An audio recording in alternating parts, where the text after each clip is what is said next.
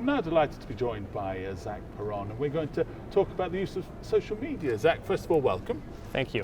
Thank you very much indeed for taking the time to talk to us today. You're welcome. I'm excited to be here. Beautiful sunny day in Florida. Indeed. Now, Zach, talk us through this. What is a social media ride-along? So social media ride-along, agencies across the country and in fact across the world have been doing them for years, but they're a great way if your agency hasn't done one. It's a great way to get and build two-way engagement with your community. So in its simplest form, you take a public information officer, you put a laptop on their lap, and you stick them in the front seat of a patrol car. And they essentially live tweet everything that patrol officer does during the course of their shift.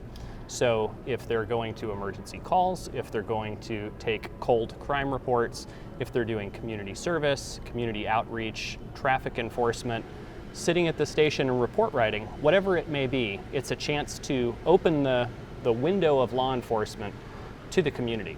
So it's a great way to give insight to the day-to-day operations of what your officers in your department do. Now, I'm sure this is going to be second nature to you coming from California, but a lot of chiefs out there are going to say, hold on a minute, I'm just not used to this, I'm not au fait with this kind of technology, I'm worried about what happens if we get into a dangerous situation. So how practical is it for chiefs who kind of aren't natural to this to pick it up? Those are very natural concerns to have, and it's a hurdle that every agency that does one has to initially get over once. But it's a very easy hurdle to get over, and the best suggestion that I have is to use somebody who's already familiar with release of information procedures. Okay. So if that's a public information officer, or in the case of a small department, if it's a chief who regularly talks to and interacts with the media, they're a great person to do it because they understand release of information law. They understand that they may not want to put out a photo of a suspect. They understand they may not want to put out a license plate of a vehicle that's been stopped. And so if you have that person who's already familiar with release of information law, it solves that problem. Now, a lot of the statistics I see say that something like 70% of police departments use social media to engage with the communities. That's good, right?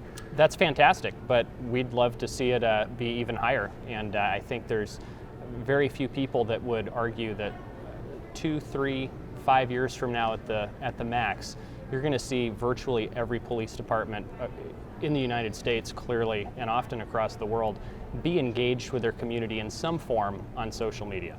So how's that going to happen?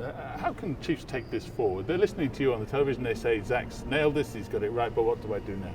Well, the best thing to do is to go to the IACP's Center for Social Media website. There's a plethora of free information there, sample policies, sample tutorials, how-to guides, things like that. And that website is iacpsocialmedia.org. It is a virtual treasure trove of information. And we've got a blog on there that has social media subject matter experts from across the United States that regularly talk about contemporary issues pertaining to social media and law enforcement. So that's a great place to start. Well, Zach, thank you very much indeed for taking time to talk to us. You're welcome. Thanks for having me. Sounds fascinating. Good luck with it all. Thank you.